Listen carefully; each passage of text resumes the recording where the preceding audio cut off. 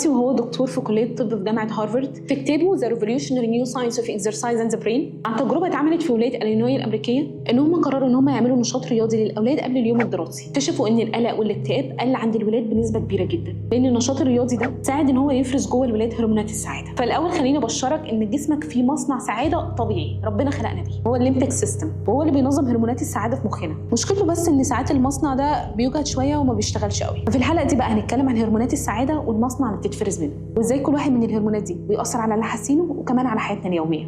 الهرمون الاول اللي بيفرزه المصنع ده هو الدوبامين، وده هرمون المكافاه اللي بيخليك بتحس بالسعاده لما تحقق انجاز، او ان انت لنفسك بتكافئ نفسك، زي ان انت لما بتكافئ نفسك فتدي لنفسك شوكولاته بعد يوم تعب، او ان انت تخلص مشروع او حاجه كنت شغال عليها من وقت طويل. في تجربه اتعملت على فارين، واحد كان محقون دوبامين والتاني لا، وحطوا قدام الاثنين اكل. جزء من الاكل ده كان قريب للاثنين، والجزء الثاني كان ورا السور، لازم ينط السور علشان ياخده. الفار اللي كان محقون دوبامين هو اللي نط السور علشان يوصل للاكل اللي بعيد، والثاني اكتفى باللي قدام. الدوبامين هو الدفعه اللي بتحفزك انك تبذل مجهود اكبر، وممكن تحفزه بحاجات بسيطه زي ان انت تحط لنفسك اهداف صغيره، فكل ما تحقق فيها تبتدي الدوبامين يزيد جواك، او مثلا انك تلعب رياضه. كمان في شويه اكل بيزود الدوبامين عامه، زي الفراخ والسمك والقهوه والشوكولاته. الهرمون الثاني بقى اللي بيفرزه المصنع هو السيروتونين. في 2014 ناومي اوساكا لاعبه التنس المشهوره ابتدى يحصل تراجع في مستواها، ابتدت تحس بقلق وان هي مش عارفه تنام كويس. ولما عملوا فحوصات اكتشفوا ان السبب في كل ده هو نقص هرمون السيروتونين. الهرمون ده هو اللي مسؤول عن مزاجك ونومك وان انت تبقى عارف تركز، و90% منه موجود في امعائك. هو كمان اللي بيحرك فينا الرغبه ان احنا نحاول نكسب التقدير والاحترام من اللي حوالينا، اللي بيدينا الاستقرار النفسي. ولما بيقل بنحس بتشوش وخلل داخلي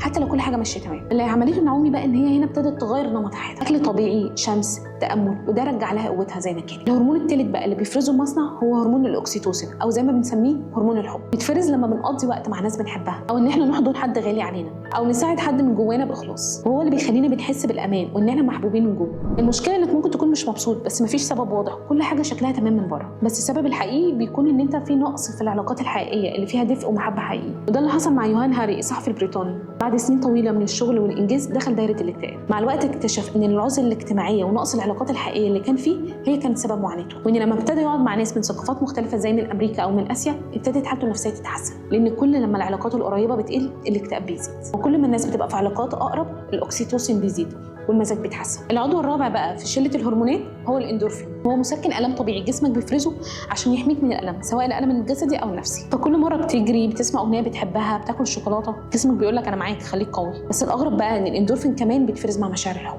وده اللي بيخلينا احيانا نخلط ما بين الالم والحب ونشوف ان الاثنين لازم يكونوا موجودين مع بعض. وده اللي حصل مع ويتني هيوستن اللي كانت نجمه عالميه، فضلت سنين في علاقه مؤذيه مع بوبي براون، رغم ان كانت العلاقه فيها مشاكل كتيره قوي وكان فيها ضرب واهانات، لكن كانت دايما بتقول احنا بنحب بعض جدا. هي كانت شايفه في المطلق ان الحب مرتبط بالالم، فمخها سجل الالم اللي بتتعرض له على انه حب عادي بدون ما تحس اصلا ان في مشكله، فكانت بتتعلق اكتر في علاقه بتوجعها اكتر. وفي النهايه برضو العلاقه انتهت بالطلاق بعد جواز دام 14 سنه. بس المشكله بقى ان هرمونات السعاده مش دايما بتشتغل بشكل واضح جدا وتلقائي، وده بسبب الليمبيك سيستم اللي زي ما قلنا هو المسؤول عن انه يفرز الهرمونات دي. هو بيقرر هنا امتى يفرزها بناء على التجارب السابقه، الارشيف اللي موجود عنده. فمثلا ممكن يحصل لك حاجه حلوه جدا زي ان انت ترقيت في شغلك، بس مخك بقى رابط عنده في الارشيف ان دايما بعد كل حاجه حلوه او فرحه بتحصل حاجه وحشه، يفرز هنا هرمونات التوتر زي الكورتيزول بدل ما يفرز الدوبامين. وده بيقول ليه احيانا احنا بنمنع نفسنا من الشعور بالسعاده لمجرد ان دماغنا متعوده ان دايما بعد كل حاجه حلوه في حاجه خطر او حاجه مؤذيه. فعشان نكسر الدايره اللي بتربط دايما السعاده بالخوف والحب بالالم، محتاجين نعيد برمجه مخنا بخبرات ايجابيه جديده. انت لما تقعد تقرر في ده لمده 45 يوم بس بتكون مسار عاطفي جديد لهرمونات السعاده، مسار خاص بيك انت. بس اول خطوه بقى عشان تغير المسار ده هي الوعي الذاتي، انك تلاحظ انت ازاي بتستجيب للاحداث عامه،